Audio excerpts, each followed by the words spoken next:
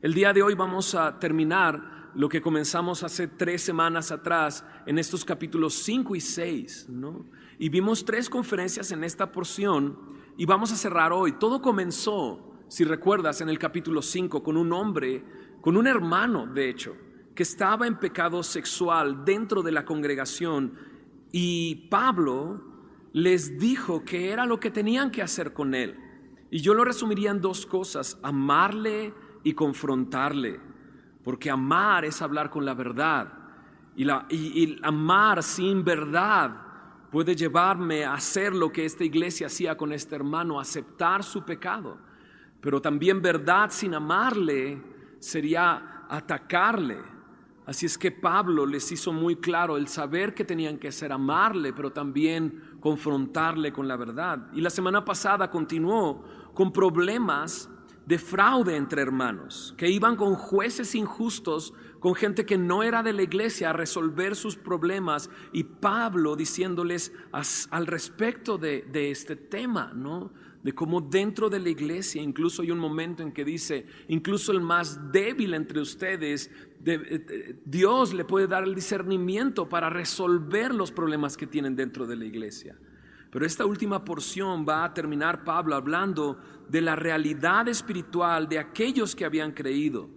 Va a hablar un poco de dónde venían y ahora lo que son, y Pablo diciéndoles acerca ahora de qué hacer con sus cuerpos. Primero va a dar una advertencia que pretende sacar de ignorancia o incluso sacar del engaño a los hermanos en Corinto.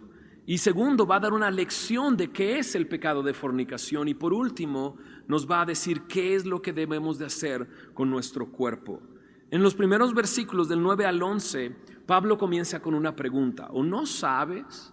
Y de hecho en estos 2 capítulos 5 y 6 ha estado utilizando esta pregunta: ¿qué no sabes? ¿No? Y hoy en esta ocasión lo vamos a escuchar 3 veces o 4 veces incluso. ¿Qué no sabes? ¿No sabes estas cosas?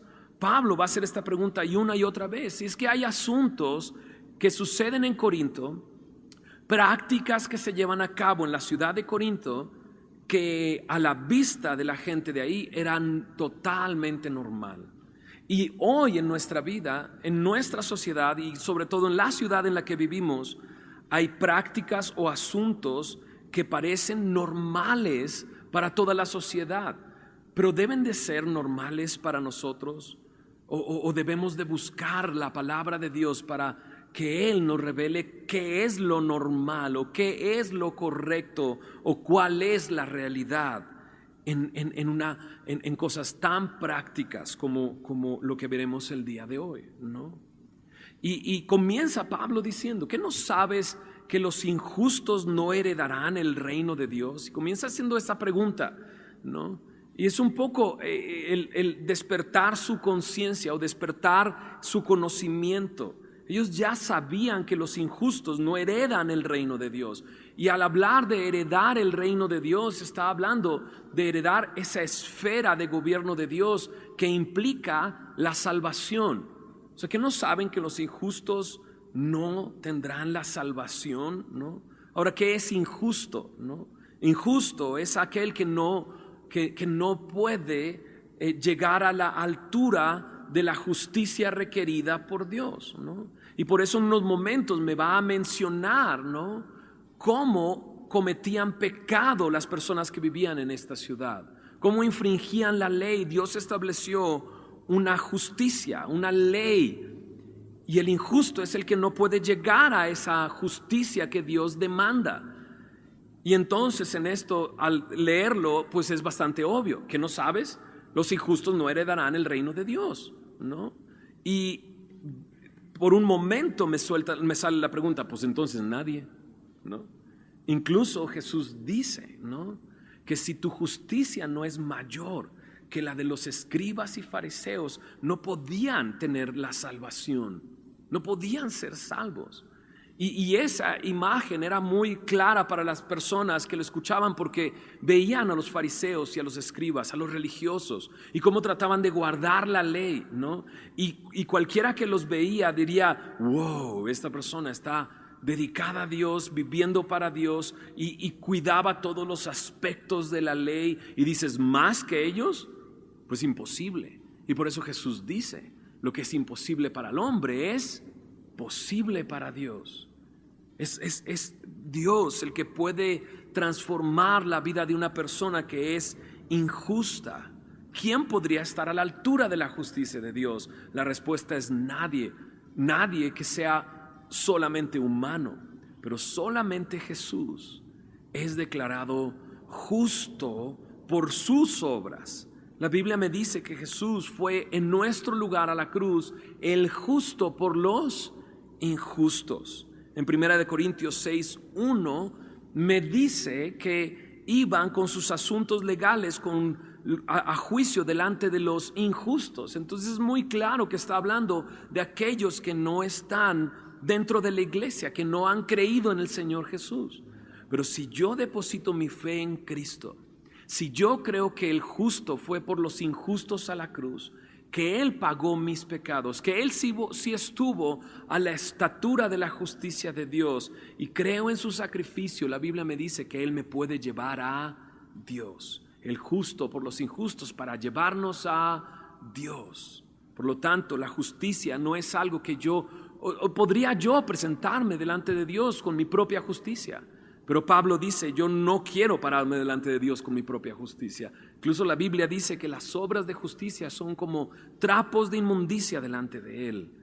Por lo tanto, esto es algo que solamente Dios puede hacer. Solamente Dios puede hacer al injusto declararlo justo solo por la fe en el Señor Jesús.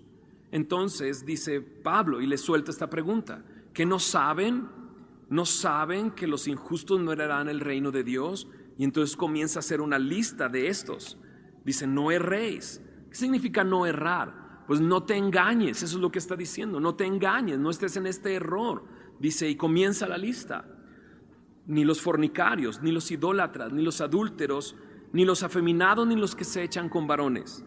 Y luego, ni los ladrones, ni los avaros, ni los borrachos, ni los maldicientes, ni los estafadores heredarán el reino de Dios, ¿no? Y aquí está cubriendo una lista, ¿no?, que tiene que ver con los mandamientos de Dios, ¿no?, con la estatura que Dios ha requerido de justicia. Pero la primera parte, el primer versículo, el 9, están relacionados con pecados sexuales. Es muy obvio verlo. Bueno, dices, ahí dice idolatría. Sí, en esa época en Corinto había templos donde las sacerdotisas eran prostitutas y adoraban a Dios a través de la prostitución. Por lo tanto, está englobado en esa lista de pecados sexuales. Los siguientes no son pecados sexuales y son pecados donde afectamos a otra persona, todos alrededor de la avaricia.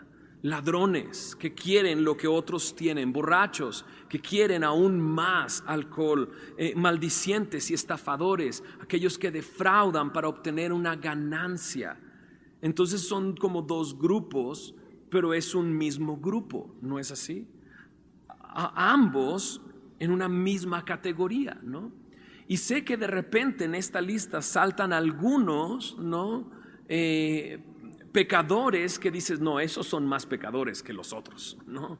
Y comúnmente podemos ver específicamente, diré, del pecado del homosexualismo como algo más grave o por lo que Dios se enoja más.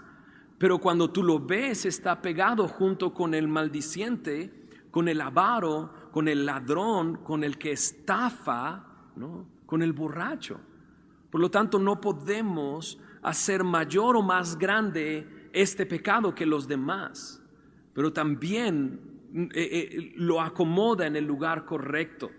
Dios a través del Espíritu Santo y a través de Pablo escribiendo esto, me dice, un borracho está pecando a la par que un homosexual. Pero muchas veces tendemos a dos lugares. Uno,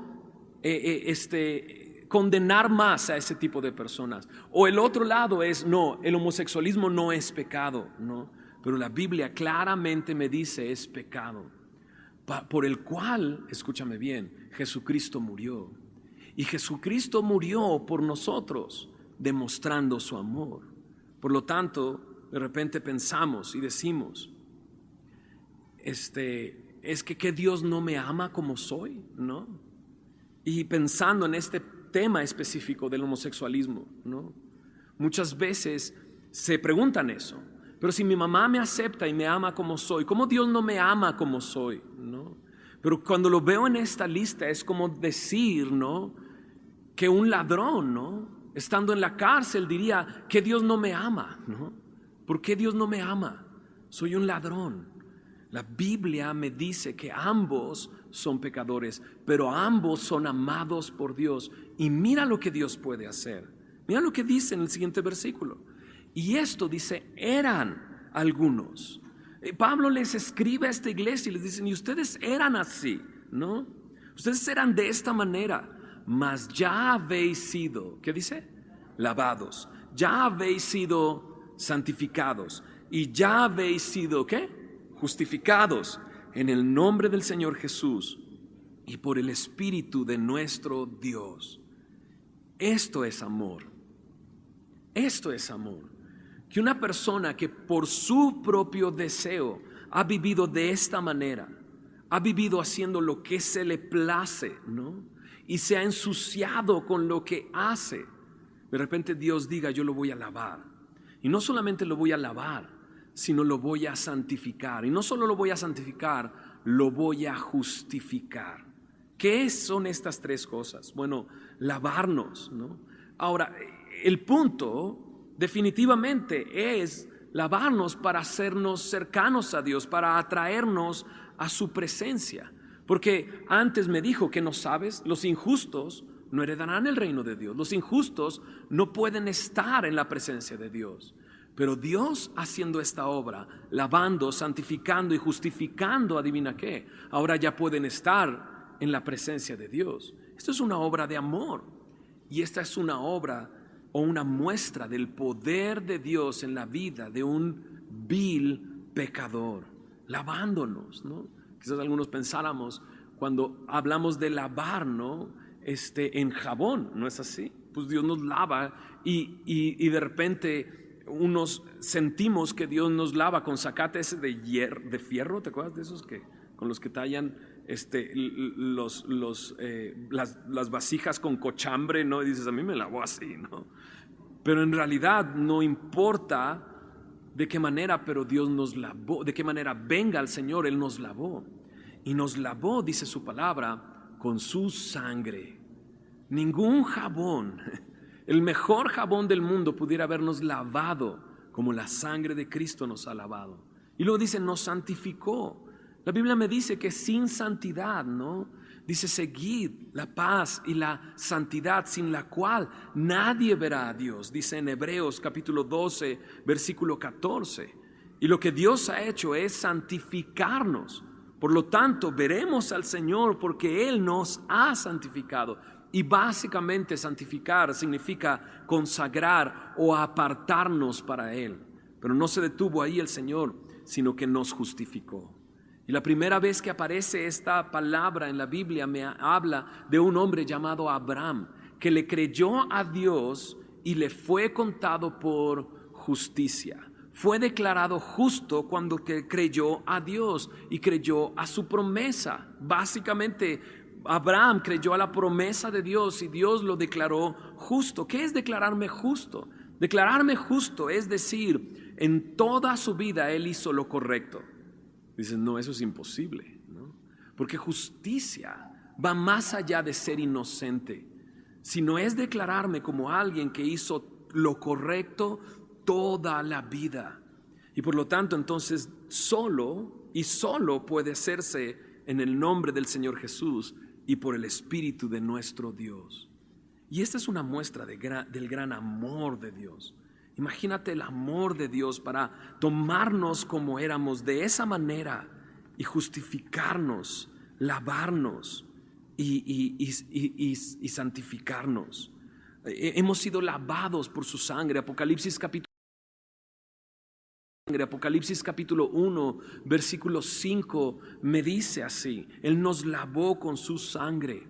Él nos santificó y es una obra de su Espíritu en nuestras vidas, y Él nos justificó, y la justificación solamente es por fe, creyendo a Él. Igual que Abraham, cuando le creemos a Dios que Él pagó nuestros pecados en la cruz, Él nos justifica delante de Él, y de esa manera podemos estar frente a su presencia, y entonces todo cambia. O sea, imagínate darte cuenta de esto. O sea, yo quisiera en este momento el que tú pudieras hacer una reflexión de tu propia vida. ¿Cómo eras? ¿Cómo te encontró Cristo?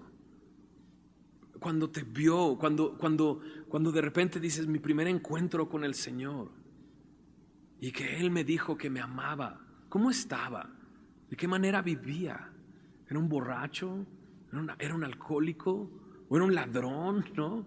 ¿O qué era yo? Pero qué increíble que tú y yo podamos decir, eso yo era, ¿no? Eso yo era. Si tú haces una reflexión en tu vida y dices, no, eso soy yo, eso yo no era, eso está en mi presente, yo vivo de esa manera, yo estoy viviendo de esa manera, déjame darte una gran noticia. El Señor vino para salvar, dice, a su pueblo de sus pecados. Él vino a salvarte de tus pecados, y Él puede hacer esta obra en tu vida el día de hoy. Lo más increíble es que dice, ya habéis sido, ¿te diste cuenta? Ya habéis sido lavados, ya habéis sido santificados, ya habéis sido justificados. No está diciendo te están lavando, te están santificando y te están justificando, sino me está diciendo de algo que ya hizo Dios, una obra hecha, completa y perfecta. ¿Cuándo la hizo Dios? Cuando en la cruz del Calvario el Señor dijo, consumado es. Cuando Él en su cuerpo cargaba todos mis pecados. Qué increíble, ¿no es así? ¿Por qué no en este momento cierras tus ojos y le dices, Señor, gracias, ¿no? Gracias por lavarme, gracias por santificarme, gracias por justificarme. Yo era eso, yo vivía de esa manera, y tú me lavaste con tu sangre.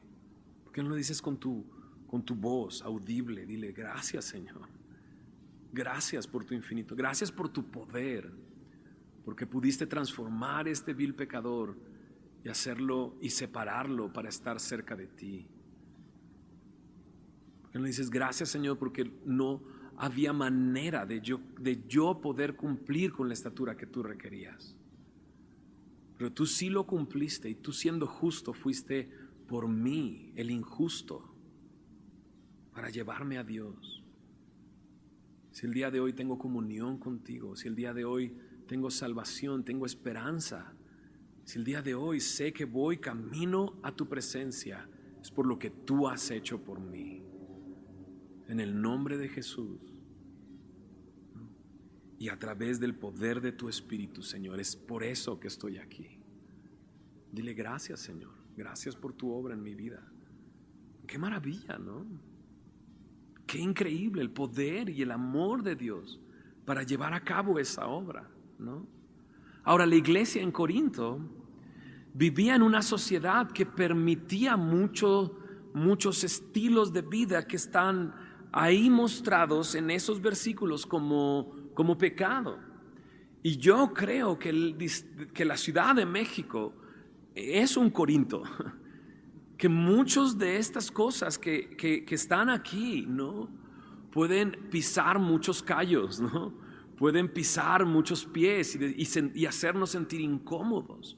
O sea, incluso si esto mismo le diría, es más, incluso quizás a vecinos tuyos o familiares tuyos, de repente el hacer saber, sabes que vives de esa manera, pero Cristo te ama y quiere transformarte. O sea, hoy estaba viendo por enésima vez Karate Kid.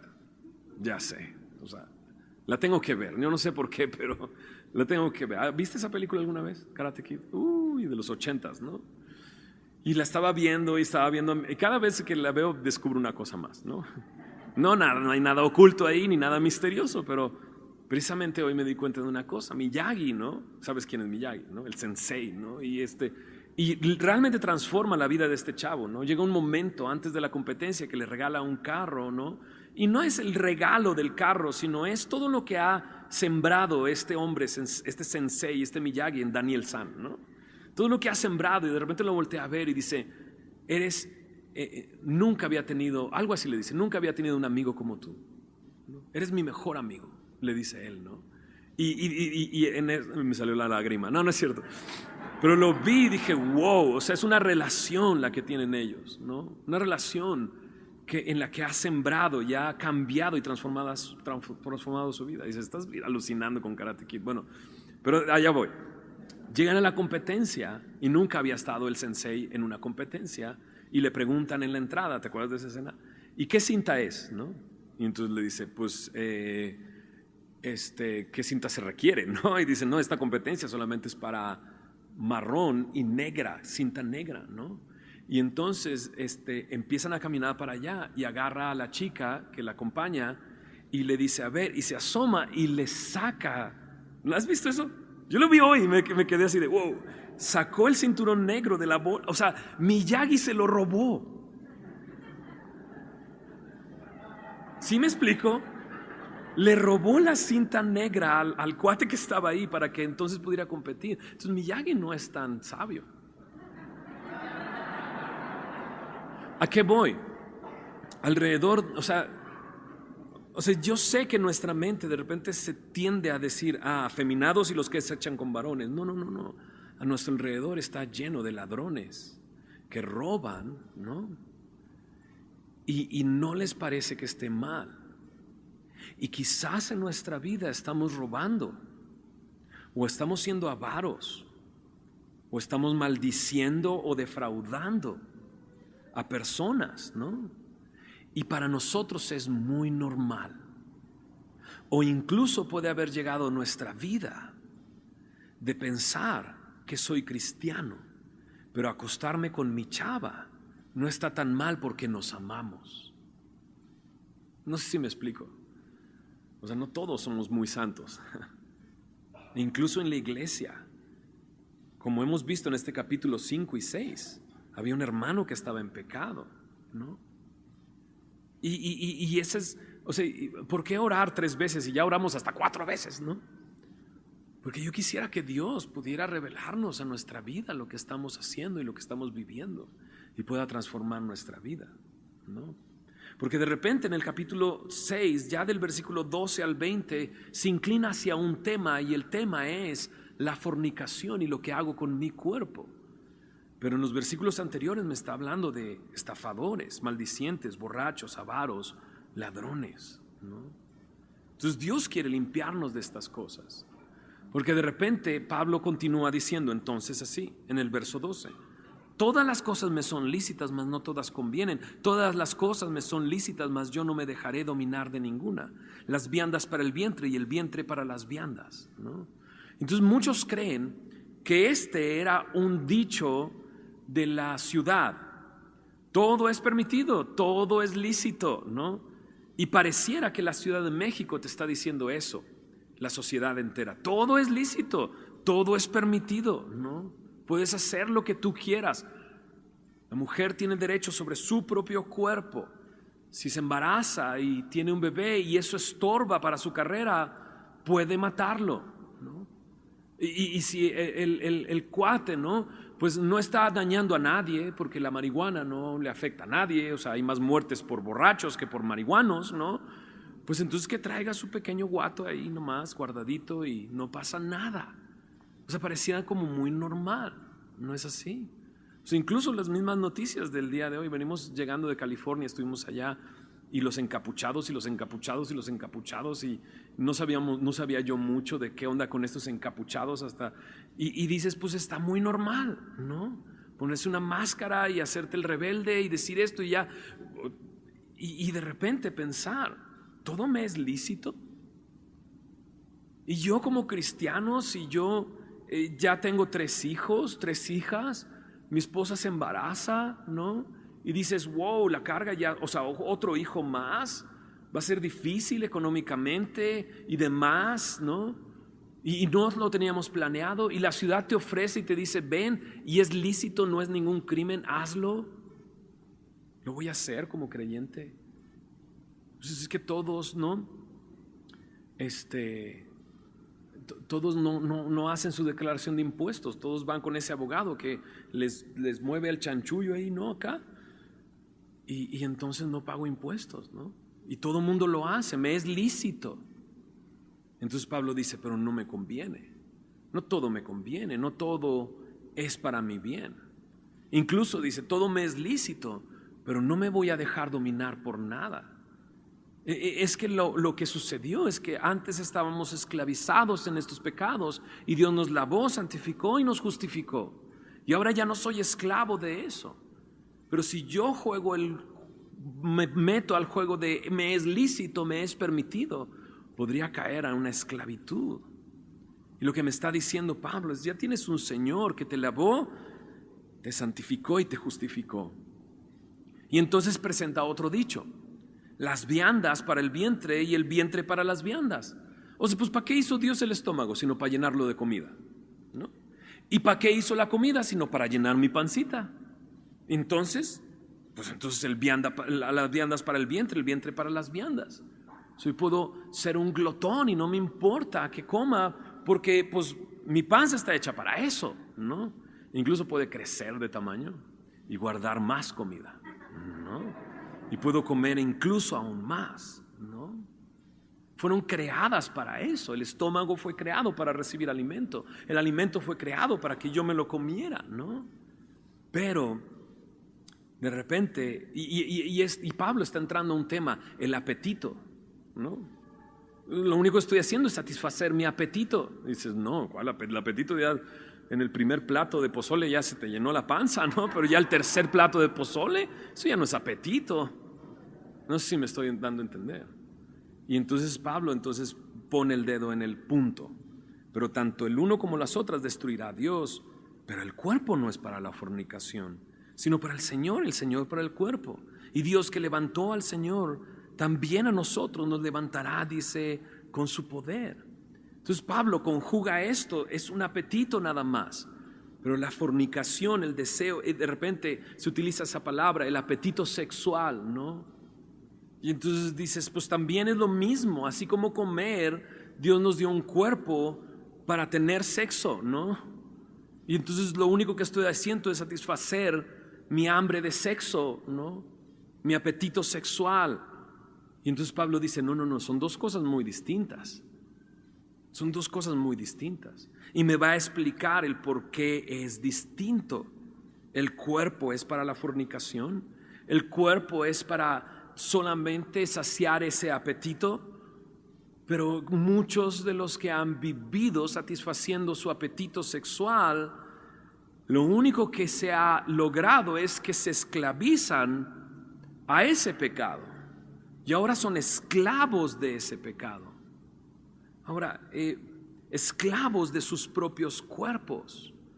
En Juan capítulo 8, Jesús está hablando con algunos fariseos y les dice, conocerás la verdad y la verdad te hará libre a través de permanecer en mí y en mi palabra.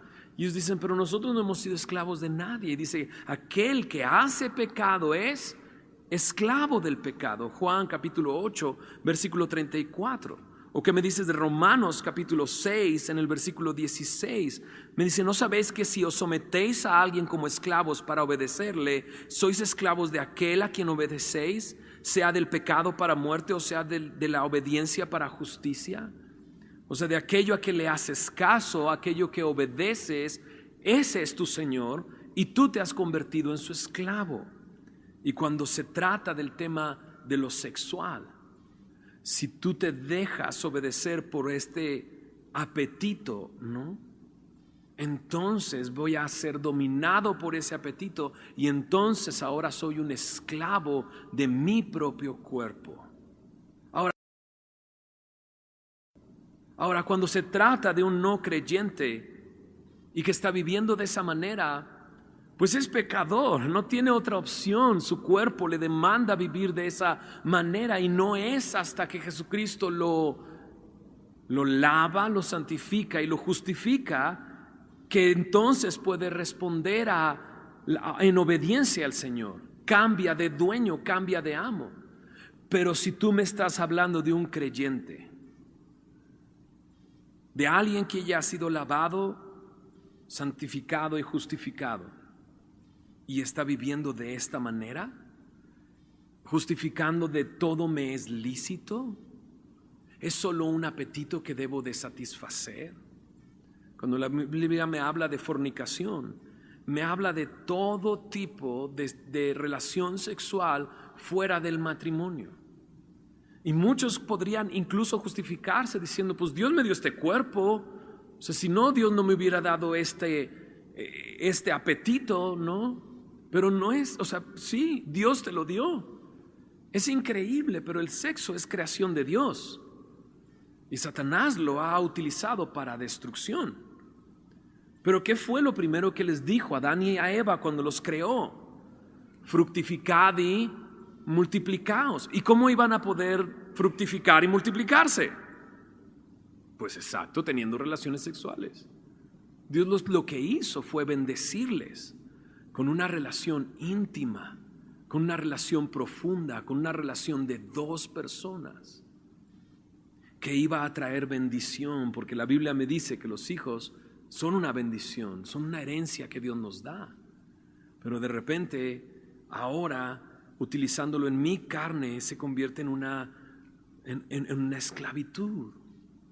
Y no sé, pero pienso yo que viviendo en una sociedad como en la que vivimos, muchos de nosotros nos hemos involucrado en este pecado, ya sea en el pasado. O sea, de algunos Dios podría decir esto eras, pero de algunos otros a lo mejor Dios te está diciendo esto eres. Esto es lo que estás viviendo. Mira lo que dice y qué instrucciones da Dios a través de Pablo en 1 de Tesalonicenses alrededor de este tema. Sería bueno ir a esta porción de la palabra de Dios para conocer aún más de qué es la voluntad de Dios para mi cuerpo, para mi vida. En el capítulo 4 de 1 de Tesalonicenses también toca este tema. Dice: por lo demás, hermanos, os rogamos y exhortamos en el Señor Jesús que de la manera que aprendisteis de nosotros cómo os conviene conduciros y agradar a Dios, así abundéis, que dice, más y más. Entonces Pablo había llegado a esta iglesia y la iglesia ha aprendido la manera de cómo conducirse, cómo les conviene. Qué interesante, porque Pablo dijo, todo me es lícito, pero no todo me conviene. ¿Cómo conviene conduciros? Y sobre todo agradar a ¿quién? A Dios. ¿Por qué agradarlo a Él? Porque Él me lavó, me santificó y me justificó. Dice, así abunda más y más. Dice, porque ya sabéis, dice en el verso 2, las instrucciones que os dimos por el Señor Jesús, pues la voluntad de Dios es vuestra, ¿qué? Santificación, que os apartéis de fornicación. Dice que cada uno de vosotros sepa tener su propia esposa en santidad y honor, no en pasión de concupiscencia, como los gentiles que no conocen a Dios. Qué interesante, Pablo dice, esta es la voluntad de Dios, tu santificación. Una obra que ya Dios hizo, pero que continúa haciendo en mi vida, es la santificación. Y Pablo dice, esa es la voluntad de Dios, que vivas santificado, apartado para Él, agradándole en todo, como conviene conduciros, agradando a Dios. Pero entonces les dice, pero entonces lo que tienes que hacer es apartarte de fornicación. ¿Cómo puedo hacerlo? Pues que cada uno de vosotros sepa tener su propia esposa en santidad y honor. Y dices, pues es que eso es lo que he estado esperando, una esposa. No. Este texto es interesante, porque la palabra esposa en el versículo 4 no es la palabra esposa en el hebreo, en el griego, es la palabra vaso, ¿no? Y cuando habla de un vaso, lo que viene a nuestra mente es eso que dice en Primera de Pedro, que la mujer es vaso frágil, ¿no? Y entonces cuando se traduce al español, se agarra esa analogía y dice, cada quien sepa tener su propia esposa en santidad y honor. Pero en realidad está diciendo, cada quien sepa tener su propio vaso en santidad y honor. ¿Y de qué está hablando? De nuestro cuerpo. Que cada quien sepa tener su cuerpo en santidad y honor, no en pasión de concupiscencia como los, ¿qué dice? Gentiles, que no, ¿qué? Conocen a Dios. Cuando yo ya he conocido a Dios, ¿debo de seguir comportándome como aquel que no conoce a Dios? Pablo en la iglesia de Corinto lo que está haciendo es eso. Hey, para ti esa es una práctica muy normal, pero no es normal. O sea, Dios no te hizo para la fornicación. Tu cuerpo no es para la fornicación. Tu cuerpo es para el Señor. Y la voluntad de Dios es que te apartes de fornicación y te santifiques. Y sepas tener tu cuerpo en santidad y honor. No como los gentiles que no conocen a Dios, sino santificando al Señor, abundando más y más.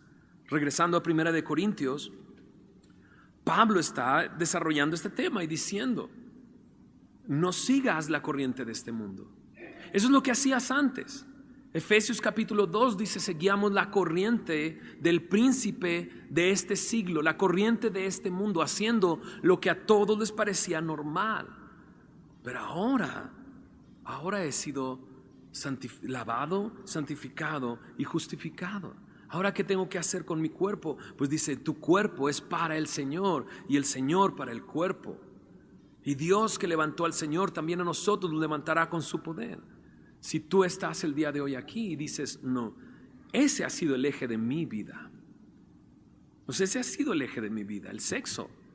He vivido para eso, he sido esclavizado para eso, para vivir de esa manera. Pues escúchame bien, el que levantó al Señor también a ti puede levantarte con tu poder. Entonces, si estás el día de hoy aquí o si estás escuchando esto y tú dices: no, a mí, o sea, es imposible, o sea, no es imposible. Dios puede levantarte, así como levantó al Señor de entre los muertos, puede levantar tu cuerpo, puede santificar tu cuerpo, puede transformar tu vida, puede hacer esa obra en tu vida. Ahora continuemos, dice en el verso 15. Entonces dice: ¿no sabéis que vuestros cuerpos son miembros de Cristo? ¿Quitaré pues los miembros de Cristo y los haré miembros de una ramera? De ningún modo. ¿O no sabéis que el que se une con una ramera es un cuerpo con ella? Porque dice: los dos serán una sola carne. Pero el que se une al Señor, un espíritu es con él. Huid de la fornicación. Cualquier otro pecado que el hombre comete está fuera del cuerpo, mas el que fornica contra su propio cuerpo peca. Pablo entonces extiende toda esta enseñanza y dice: ahora eres miembro de Cristo. O sea, unir ese cuerpo con el de una ramera. O sea, ¿cómo? Dice: de ninguna manera. O sea, de ninguna manera haría eso. Esto es repugnante en todo sentido. Cuando te unes sexualmente a alguien, lo que estás haciendo es unir toda tu personalidad con esa persona. El sexo es lo que nos da una personalidad. Soy hombre, ¿no? Eres mujer. Y cuando tú tienes relaciones sexuales con una persona, estás uniendo toda tu personalidad. Warren Grisby dice: el sexo fuera del matrimonio es destructivo, mientras que el sexo dentro del matrimonio puede ser creativo y hermoso. Y creo que tiene toda la razón. El sexo fuera del matrimonio, dice él, es como un hombre que roba un banco. Obtiene algo pero no es suyo y un día va a pagar por lo que hizo. Pero el sexo dentro del matrimonio es como un hombre que va ahorrando dinero en el banco. Hay certeza, hay seguridad y recibirá dividendos. El sexo dentro del matrimonio puede edificar una relación que traerá gozo en el futuro. El sexo fuera del matrimonio debilita futuras relaciones y traerá consecuencias. Claro, por eso es tan claro Dios diciendo no. O sea, el que se une con una ramera es un cuerpo con ella, los dos serán una sola carne. Y tú dices: pero ese versículo se utiliza en el matrimonio. Tú estás comparando la relación sexual con una ramera con la relación sexual dentro del matrimonio. No, de ninguna manera. Lo que está diciendo: estás uniendo todo tu ser con esa persona. Y saliendo de ahí, estás llevándote una parte de su personalidad. Y eso va a afectar tus relaciones a futuro. Es increíble, pero así es. Warren Grisby dice, he hablado con tantos consejeros que están de acuerdo con esto. El sexo premarital, antes del matrimonio, afecta el matrimonio. Uy, ¿cómo lo afecta? Porque deja cicatrices y dolor. Deja desconfianza y duda. Deja tantas huellas en tu vida y trae dolor. Y tu relación no es como Dios destinaba que fuera dentro del matrimonio. Así es que aquí hay dos cosas. Si tú no te has casado, ¿no? Vive en santidad para el Señor. Espera a la esposa, espera al esposo que Dios tiene para ti. Y vive tu sexualidad dentro del matrimonio. Será de edificación, de crecimiento. Pero si tú estás pensando, aún antes de casarte, en tener relaciones, porque todo mundo lo hace, porque es lo que todo mundo hace, es muy normal. Es más, me vería como un sapo si no lo hago, ¿no? Frente a todos mis amigos, ¿no? Va a traer destrucción, va a traer muerte, va a traer dolor y consecuencias a futuro. Warren Grisby dice, pero ya ha sido lavado, santificado y justificado. Sí, el adúltero puede olvidar su pecado, pero dice Warren Grisby, pero el pecado no se olvida del pecador. Habrá consecuencias en el futuro. Ahora, si quieres saber de consecuencias, nomás pregúntale a Sansón o pregúntale a David, que dentro de la Biblia nos enseña, ¿no?, con lujo de detalles lo que vivieron y las consecuencias de haber tenido sexo fuera del matrimonio. Verso 18 dice, entonces, ¿qué debo de hacer? Bueno, el verso anterior dice, el que se une al Señor, un espíritu es en él. Y es que esto es maravilloso. Cuando nos unimos al Señor, somos uno con Él para siempre y para la eternidad. ¿Qué diferencia con el otro tipo de relación, ¿no? Pero ¿qué debo de hacer? La Biblia dice huir. ¿Qué es huir? Pues huir, ¿no? ¿Qué es huir? Pues patas, ¿para qué te quiero? Correr. Literalmente significa correr alejándote. Eso es huir, correr alejándote. En inglés dice flee, que puede traducirse como volar, ¿no? O sea, vuela, corre, escápate. La Biblia me dice en el capítulo 6, 7 de Proverbios, puedes revisarlo en casa, lo que un hombre, ¿no?, cayendo en este pecado de adulterio está haciendo, y lo cataloga como un buey que va hacia el matadero. Eso es lo que dice la Biblia, como un buey que va hacia el matadero, como una ave que no sabe que le están apuntando con una flecha hasta que atraviesa su corazón. Incluso les dice simples, ¿no? Simples, otra traducción sería babas, ¿no? Y falto de cordura. Incluso me dice que va hacia la muerte. Léelo, Proverbios capítulo 6 y 7, Proverbios capítulo 9. ¿Qué debo de hacer? Huir. ¿Qué hizo José? La historia de José en Génesis capítulo 39 es muy clara también y evidente lo que José hace. Lo que hace José es literalmente huir. La mujer de su amo, de Potifar, estaba buscándole para eso, para tener relaciones sexuales con él, ¿no? Y llega un momento en que dice, no hay nadie en casa, nadie nos va a ver, ¿no? Nadie nos va a ver, nadie está en casa. Pero José sabe lo que puede suceder y él dice, no haría este grande mal, no pecaría contra Dios. Y José está en Egipto, lejos de su familia. José pudo haber dicho, nadie va a saber, nadie se va a enterar, pero sabía lo que estaba haciendo era pecar contra Dios. Y cuando en una siguiente ocasión esta mujer lo toma de su ropa, lo que hace José es huir y deja su manto en las manos de esta mujer que empieza a acusarle y demás. Pero lo que hace José es huir. Y lo que la Biblia me dice que debo de hacer es huir. Lo que la Biblia me dice que debo de hacer es apartarme. Ahora mira este cierre de este capítulo. En el verso 19 dice, ¿o ignoras que vuestro cuerpo es templo del Espíritu Santo, el cual está en vosotros, el cual tenéis de Dios, y que no sois vuestros? Aquí ya nos había dicho que Dios nos había lavado, santificado y justificado en el nombre del Señor Jesús y por el Espíritu de nuestro Dios, ¿no? Y ahí representando la Trinidad, el Señor Cristo, el Espíritu y Dios el Padre.